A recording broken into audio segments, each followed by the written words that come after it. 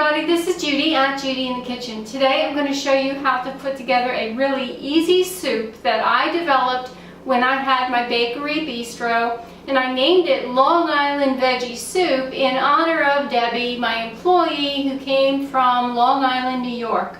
Now this is a really easy soup to put together. We're obviously at the stove. The stove is not turned on, the pot is cold. This is one of those where you just dump everything in the pot and let it go.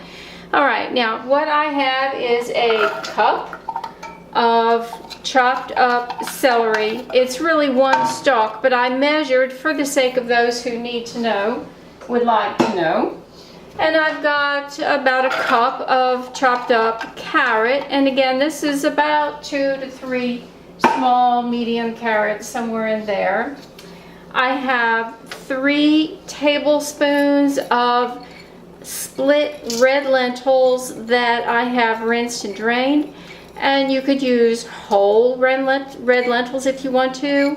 It really isn't going to make any difference here. They're going to cook down and be, yes, mushy, but that's okay. That's what we want in this case. Let's just get them all in there. I have a half a cup of green split peas that are going in here. Now if you have yellow peas and green peas, that would make it very colorful, and you can do 1/4 of a cup of the yellow dried peas and 1/4 of a cup of green. I don't have any yellow on hand, so we're just using half a cup of green peas, and they have been rinsed and drained. And then we have 1/3 of a cup of rice of choice. This is actually short grain rice that I've rinsed and drained. I opted for the short grain just because I like this soup to be thick and I want that extra little bit of starch in there. But you could use any rice you want or any grain you want. Originally when I developed the recipe I used barley, but now I'm going gluten-free, so you can use barley if you want, not a problem, or half barley and half tiny pasta. All works well in this soup. Half a cup of chopped yellow onion, just putting it all right in there. We have 1 teaspoon or approximately that amount of fresh lemon zest. You could use about 1/4 of a teaspoon of dried lemon peel if you have any of that, and that's what I actually used when I had the bistro. I don't have any of that right now, so we're using fresh lemon zest. No sweat there. And that is again the zest of 1 lemon. And then I have a tablespoon of dried parsley flakes, 1/2 a teaspoon of garlic powder,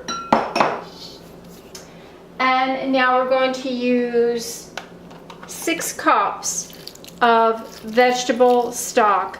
When I first developed this recipe, I used chicken broth here, but we're going to use vegetable broth today. You can use whatever kind of broth you want. Chicken broth is delicious in this, and I can tell you when I made it for the bistro, oh my, I used to make a lot of this. I'd sold a lot of it, and then I froze the extra and sold it frozen. That was 4 cups. Here's the other 2, making 6.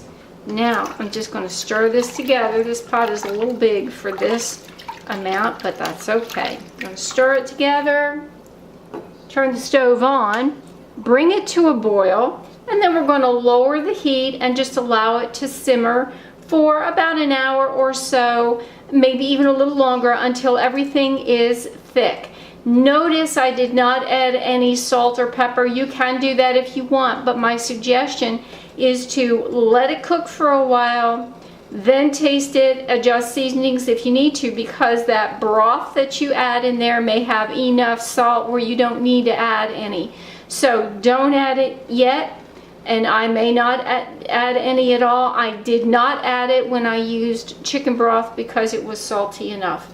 Well, that's all there is to it, and we're going to stir it along the way. I'll keep you posted as we go. As you can see, this is boiling away, so I turned the heat way down to a little bit below medium. I want it to just simmer. And I'm going to set the timer for an hour and then check it along the way. And it cooks for at least an hour, a little bit longer if needed, just to want to make sure that everything is tender, and especially that those peas have really softened up. So the lid goes back on, and we're going to hope that this will calm down shortly.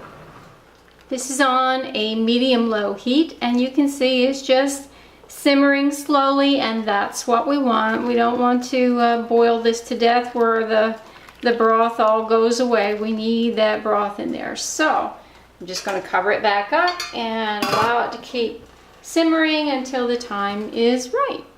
It has been 1 hour. My timer has gone off, and things are starting to cook and get nice and soft. But I want to make sure that those peas are downright mushy. So I'm going to allow this to go for another 15 minutes and check it from there. And I'll show you what it looks like at that point.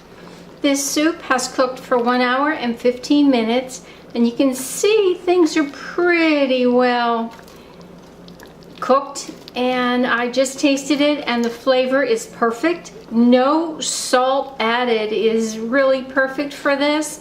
There's a little bit of chewiness left to the rice and all, but they are soft, but there is some chewiness in there, which I actually like. Now, if you wanted to take this a step further, you could take an immersion blender and smooth it out, or you could put it in a blender, a regular blender of some sort, and smooth it out if you want. But I prefer to just eat it like it is because I like to chew, and rather than just put something in my mouth and swallow it whole, I feel like I'm missing something if I don't get to chew my food.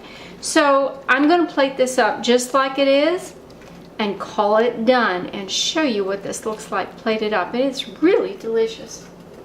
Here's our finished soup, and I dressed it up with a sprig of fresh parsley just to make it look pretty.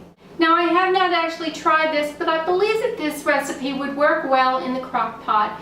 Just put it on high for a couple hours and then turn it down to low until everything is soft and blended to your liking. I can't tell you how long that would take because I haven't actually tried it, but I think this recipe would work well that way. The recipe is below in the description box. Do give it a try sometime. It's really tasty. This is Judy at Judy in the Kitchen. Bye for now.